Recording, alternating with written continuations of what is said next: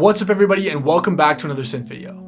Now today I have something planned that a lot of people have requested, and that is a comparison between these two amazing instruments behind me, the Sequential Oberheim OB-6 and the Oberheim OB-X8. So I've added some chapters so you can skip around since this is a very long video, but hopefully it's helpful. If you are going to purchase one of these amazing instruments and you do find this video helpful, all that I ask is please consider using my Perfect Circuit affiliate link when you do make your purchase. It costs nothing extra for you and it will help fund my channel and keep the lights on here. I've also got two custom patch banks for both the OB-6 and the OB-X8, so if you already have one of these two great instruments, please consider picking those up as well. I'm really proud of those patch lists. I use them all the time on my own music, and they're two of my best-selling patch banks so far. Alright, enough talking. Thanks so much for watching. Hit like and subscribe if you enjoy, and let's get started. Alright, so to start off, I've got a really similar sound fired up on both keyboards.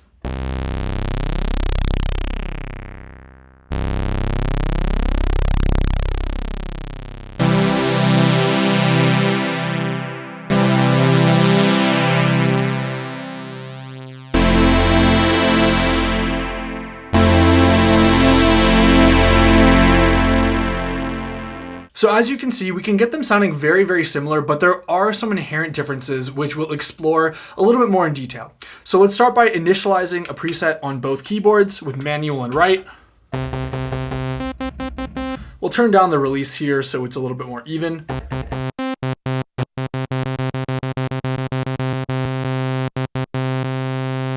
So the first thing you'll notice is that the OB-6 is naturally just a bit louder than the OB-X8. Even here I have the master volume turned down a bit, and on the X8 I don't think you can see this in frame, but it's fully on full volume, and it's still louder on the OB-6. But the reason for that is that as we bring in a second oscillator, we get a little bit of a volume boost, but nothing compared to the volume boost that we get when we bring in a second oscillator on the OB-X8.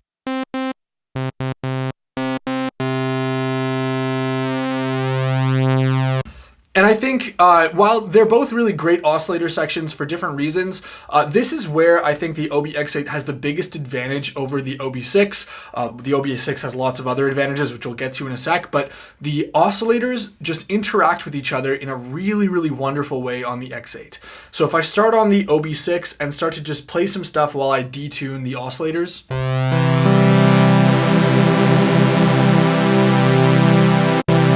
let's add some release back actually.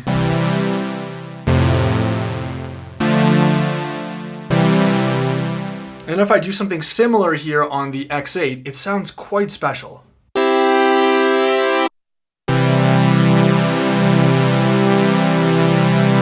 Add some release as well.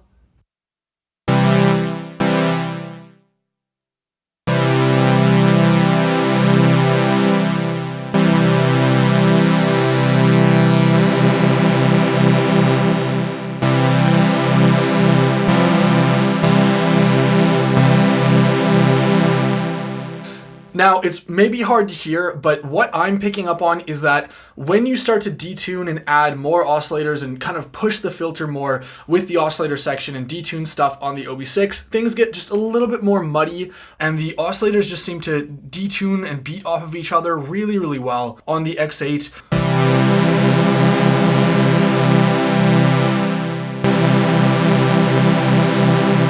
You see that I'm barely pushing any detune, and already it's starting to sound a bit cacophonous to me.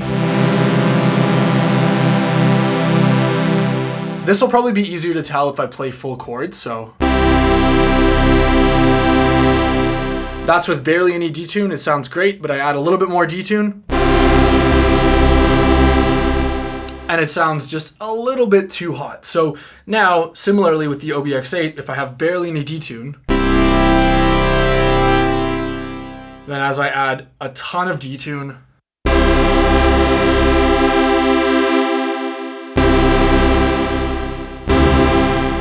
sorry, let me do a proper comparison there.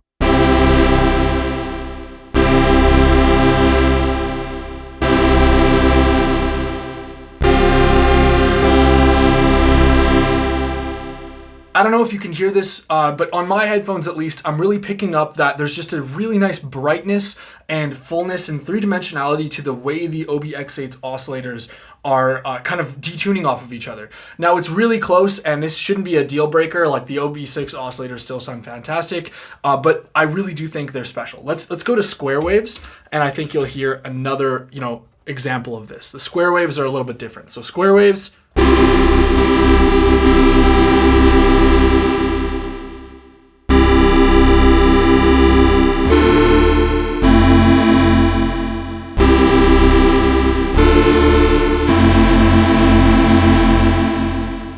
They both sound great, and again, we're noticing just inherently there's more volume being outputted out of the OB-6 and the OB-X8, but at least for my taste, there's just something really nice about the core oscillators, although they are really close. Let's do one more thing with the oscillator section. We'll turn off one oscillator, and we'll do just a bit of pulse width modulation here.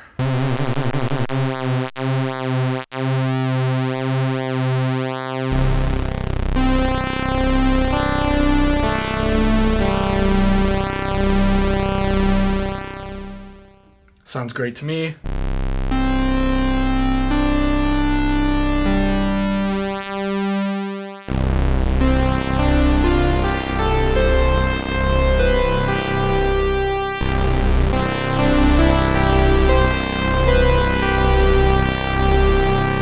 Now, you know what? Here, I'm really liking it on the OB-6, surprisingly. I actually surprised myself there.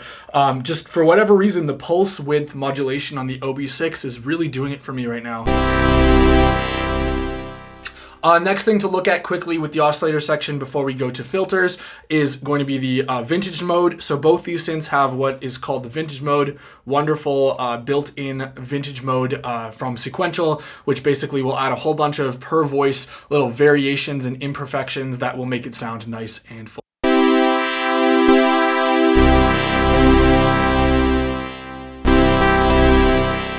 So with the OB-6, I tend to like the vintage mode about half.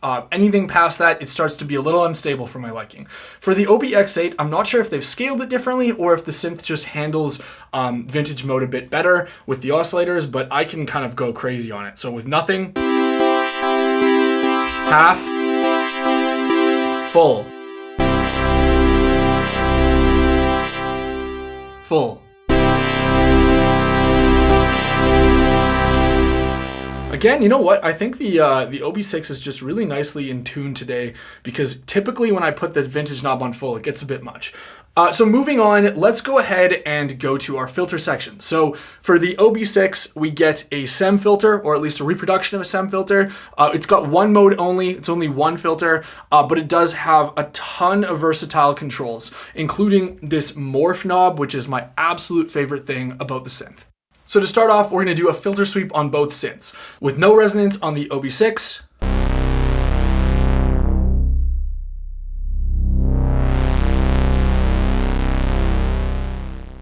with no resonance on the OB-X8,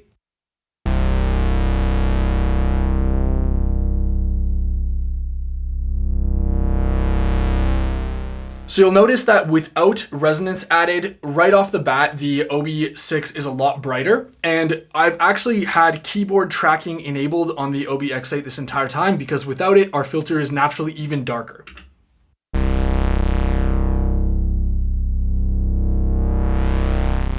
It's a design philosophy of the OB-X8 that puts it in line with the old Oberheims, but pretty much if you want bright sounds, you have to have keyboard tracking enabled or have a bunch of envelope modulation on the filter going on. So now we'll start to see a lot of differences when we bring up the resonance, because as we mentioned, we're starting off being already brighter on the OB-6, but we can get very bright on the OB-X8. It just has to have resonance in for it to be bright. So with half resonance on the OB-6,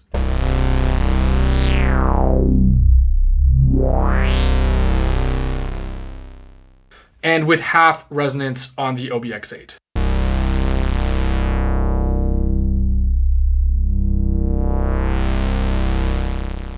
Now, it's still a lot darker, which is something to note. If you really like bright sounds, then I would go for the OB-6, which is one of the reasons why I think some people will criticize it as being a little bit thin. I personally don't find it to be thin, but it is a lot brighter than pretty much any other analog synth I have. Finally, with full resonance on the OB-6,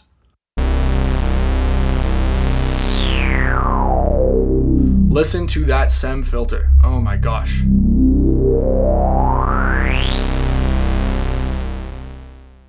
And with full resonance on the OB-X8.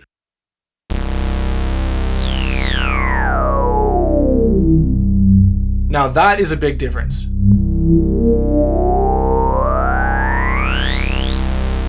Let's do that one more time, going from bottom to top.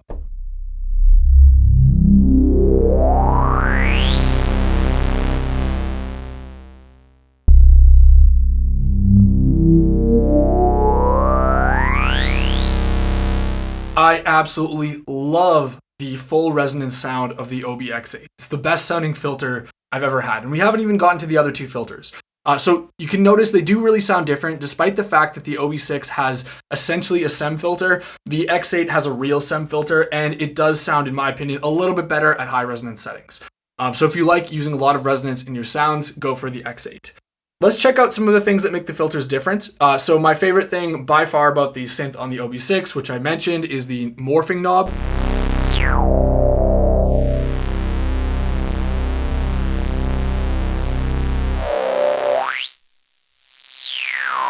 So we can smoothly modulate between all of our filter shapes. And we also have a bandpass. Very, very cool feature, especially since, as many of you know, the filter morph knob is a mod destination. So if I go ahead and take, let's see here, filter mode, and I go ahead and add in some LFO modulation.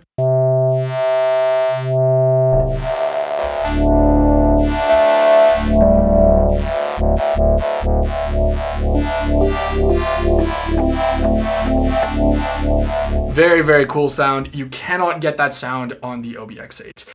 But on the OB-X8 side, instead of having a filter morph knob, which I would have loved, you do get a whole bunch of different filters. So we can go through them here. So we've got our SEM filter, which we've already heard. Then we've got a 2-pole Curtis filter from the OB-X8.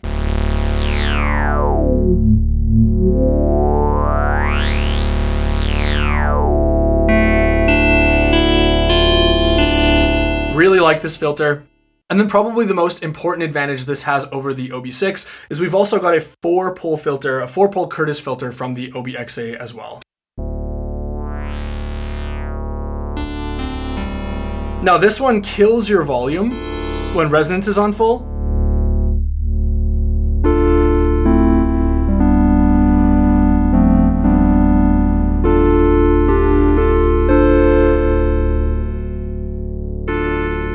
But it sounds fantastic, and it is a completely different sound that will make this a lot more like dark, classic Prophet Moog territory than the OB-6. Note that the resonance does not self-oscillate on any of these filters. Sounds really good. The OB-X8 4-pole filter with lots of resonance sounds great for unison patches because you avoid that big bass buildup, but it really does kill the gain, like I mentioned, so be careful there. A couple other filters we have here is we've got a notch filter.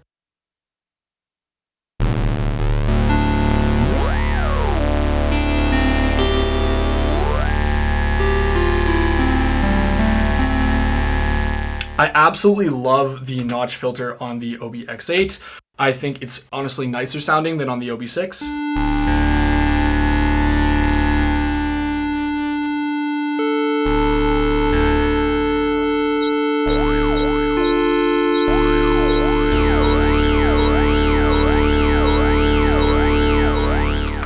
Versus on the OB-6.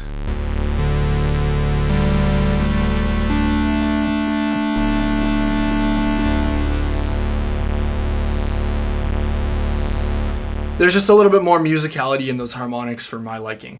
And then we've also got the other filters that you would see here that we've briefly gone over, like the high pass and the band pass. Let me see if I can do these quickly.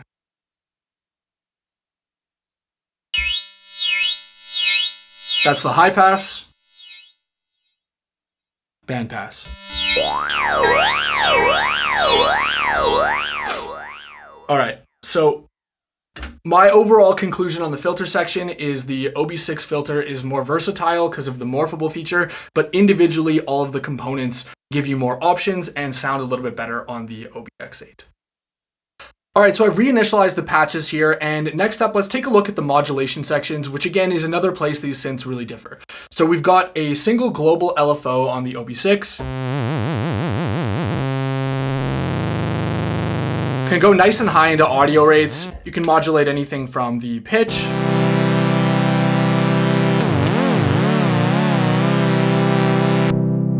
for some nice subtle vibrato, or the pulse width, as we've seen, of both the waves.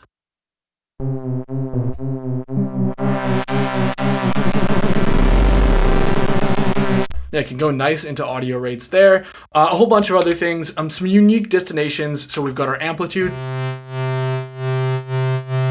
filter frequency, of course. But the most unique destination here is the filter mode.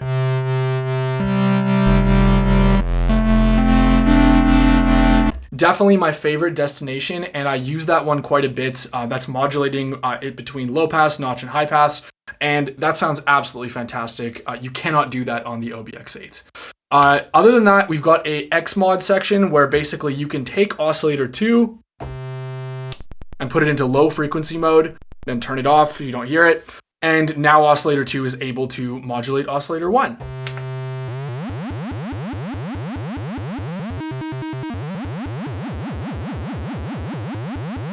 While it's cool using that as a second LFO, and we do get some really interesting destinations, again, like filter mode and modulating between normal and bandpass filter.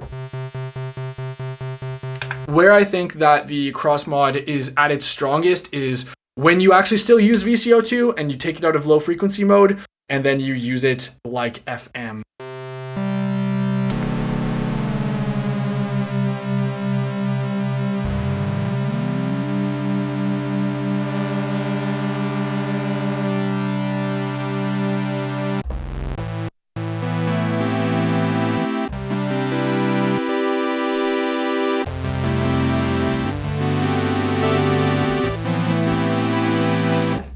My playing is just terrible there, apologies, but that's a really unique feature that you can't quite do on the OB-X8, where you're basically getting your 2 oscillator polysynth, but you're getting a little bit of interesting FM from each side. Another big advantage here that you cannot do on the OB-X8 is we can turn off our X-Mod for VCO2 and use X-Mod on the filter envelope and send it to a whole bunch of places other than the filter. So what we can do, for example, the classic thing would be to do the pitch.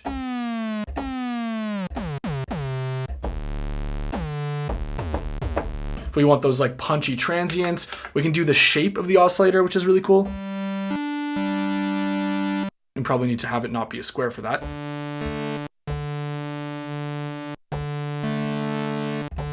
It's a little hard to hear in this specific context, but we're basically modulating from square to saw based on the envelope shape. If we go back to pulse width, we can do a pulse width modulation.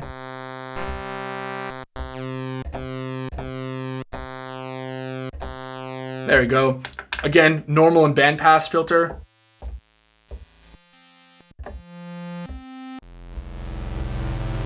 I'm not using them in the most musical context right now, but there's some really cool stuff you can do, right? We can also do negative and positive modulation, which is really special, like on the filter.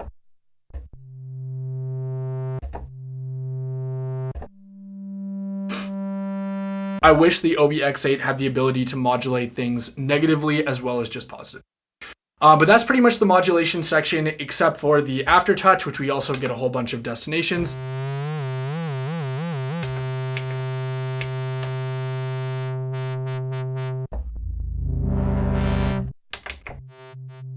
Again, filter mode being on there is the only real standout thing that's unique, but it is nice that we can control it and you can set them to multiple things. Much more complex than on the OB-X8.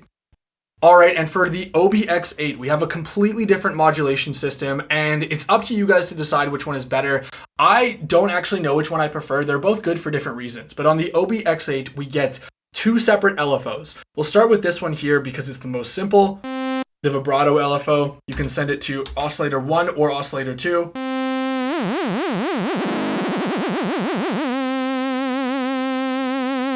You can change the shape of the LFO in the menus, which we won't do for right now, but that LFO is set. It's always either on or off, and it's only going to affect your vibrato. Why I like this is that a lot of the patches I make will subtly use a warbling effect. And on the OB-6, you have to give up your main LFO for that. But on the OB-X8, we can just set our vibrato LFO and forget about it.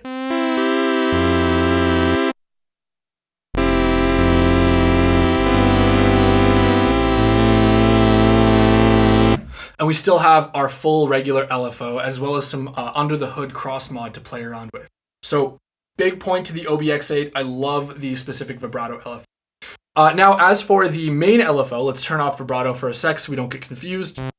We have a single LFO, but it is able to be sent to 2 different buses, and each of the buses has 3 options. So what's cool about that is if you want to do maybe like a secondary vibrato that's faster,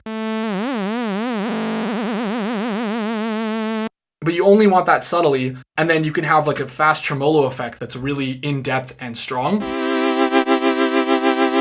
You can do that with 2 separate amounts. With the OB-6, your amount is always controlled by your mod wheel or by the amount up here. And even if you choose all 6 destinations, you have to go and commit to the same amount for each one. So I really like the separate buses. It sounds like a small detail, but it really makes for a better LFO experience. Another cool thing about the LFO on the OB-X8 is you actually get 2 LFOs. It's not just a single global one like this, because the synth is bitimbre. So essentially what you're allowed to do is go ahead into page 2, you jump to where it says LFO keyboard tracking.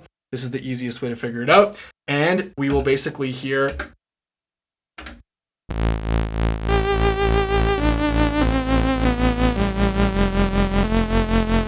two separate LFOs going at 2 separate rates. This is a fantastic feature.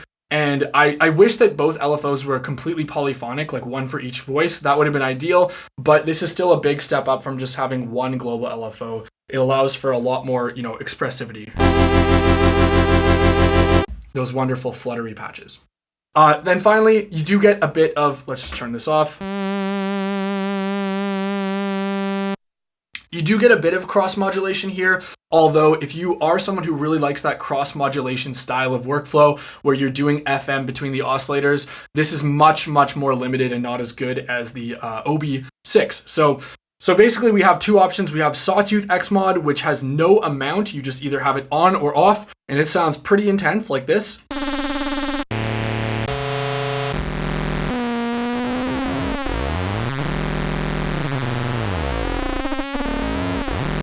That is one that I pretty much only use for sound effects. Then we also have filter envelope modulation, which only works for oscillator 2.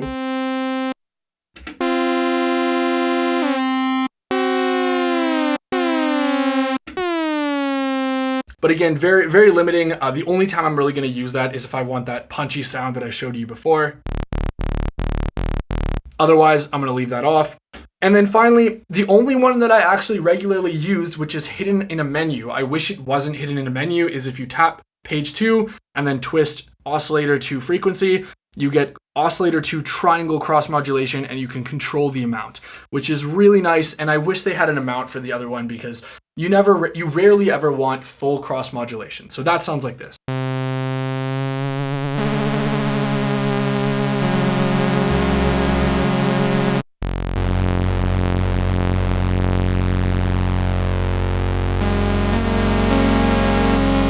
That is perfect for getting those unstable FM sounds that I was showing you early on the OB-6. So yeah, they both have their advantages. They both have their disadvantages. I think that the OB-6 one is much more straightforward with no menu diving and is better implemented. But if I'm just going for the amount of stuff you can do, even if a lot of it requires jumping through hoops and workarounds, I have to give the point to the OB-X8 here. But again, let me know in the comments which one you think is better for modulation. Neither of them are like mod matrix powerhouses or anything like that, but they both can get the job done. All right, I've initialized the sound again, added a little bit of release, and we're going to quickly look at the stereo spread function, because that's obviously a core part of the Oberheim sound, but it's very similar between the two. You just have more modes, and it's more hidden behind menus in the OB-X8, which is a bit of a theme. So for the OB-6, if we want to stereo spread things, we just grab the spread knob.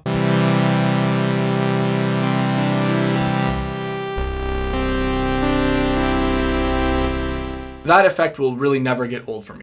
On the OB-X8, we jump into a menu.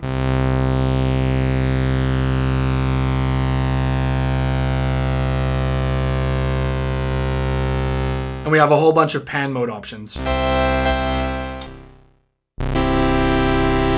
We've got our traditional spread, which we just heard there. We've got splayed, which I love. It's like a piano, where the lowest note is on the left, the highest note's on the right. We've got ping pong, which each voice will be a different side. And then 4 left, 4 right, which is pretty much just for when we jump into double mode, which we'll go look at later. For the amounts, I wish we got an actual like slider like the pan spread. That would have been a no-brainer in my opinion to put on the front panel. I don't know why they didn't do that. But basically you just get to choose between 25%, 50%, and 100%. Typically I feel like half is the sweet spot. So we'll leave both of them on half here. Both synths have an arpeggiator.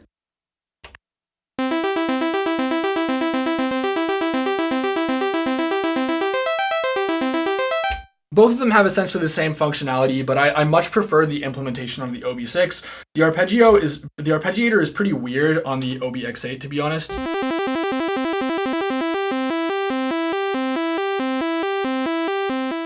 And both synths also have portamento.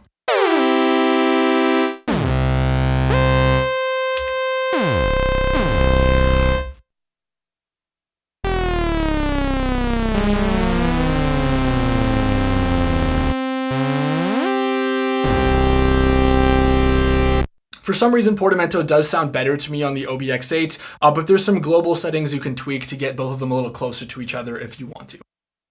And finally, both synths have a unison mode, which you can use to put all voices in unison and get some really fat bass sounds.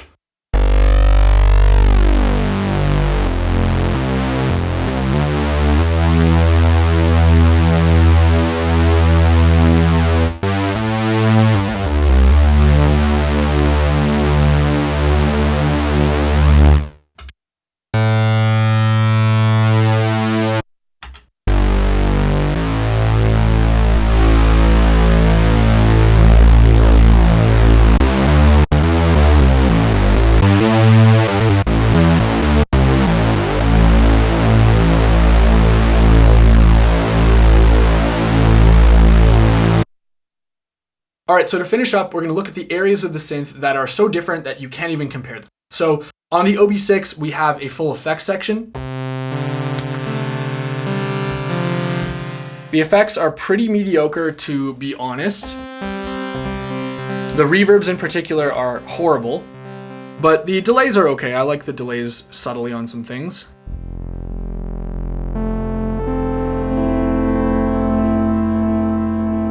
Pretty nice. The best effects on the OB-6 are the digital chorus, which is really good. Shout out to one of my viewers, I forget who it was, but someone turned me onto this and I've been using it a ton ever since, so if that was you, thank you. Really lush. And I also like Phaser 3 is really nice.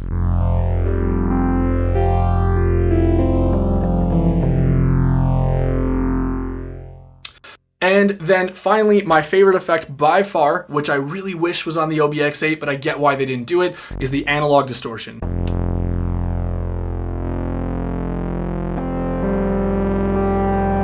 Listen how just even a little bit of it adds a really nice like grit and warmth to the OB sound. At 100%, it's pretty crazy.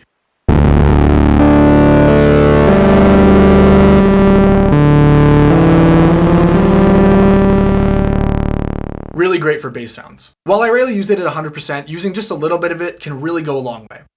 We've also got a full sequencer on the OB-6, which is really great for writing out ideas.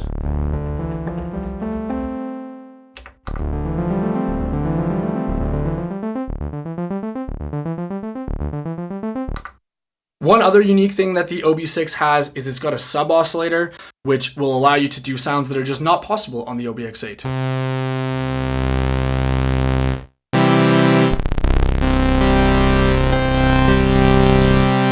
I find that's really useful for bass sounds. It allows you to get some really, really fat sounds with the square wave sub.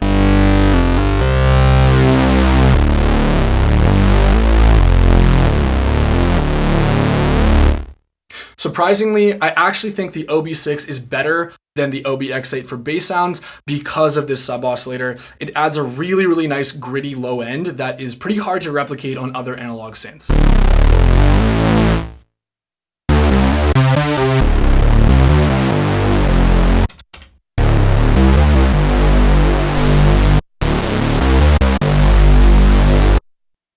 On the OB-X8, probably the biggest star of the show is split and double mode, which the OB-6 does not have either of. So the OB-X8 is bitimbral, meaning we can have two separate sounds on the keyboard. We can either have both of them playing at the same time layered, which I love, or if you want to play live, you can have like a bass on the left hand and a lead in the other. So with split, the way they implement this is honestly pretty weird, where you kind of have to commit to a split or double preset, and there's no way to edit them at the same time so far. And if you change the original presets that these are made up from, it like destroys your preset. It's really not great, to be honest. It's not the best implementation. I wish they'd done it differently, but that's all good at the end of the day. So let's grab something here.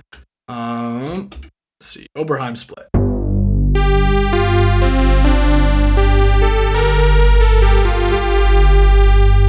Right, so we've got a bass in one hand and a lead in the other. Much more interesting, in my opinion, is the double mode, and I can show you exactly why in a second. So with double mode, unfortunately, we give up half the polyphony, of course, because it's going to be 4 oscillators per voice, but the trade-off is that you get some truly incredible sounds. So if I go in here and pan everything fully to the left and right, so that's where we use that mode, 4 left and 4 right. Essentially, the lower patch is going to be on the left and the upper is going to be on the right. We get some just incredible sounds.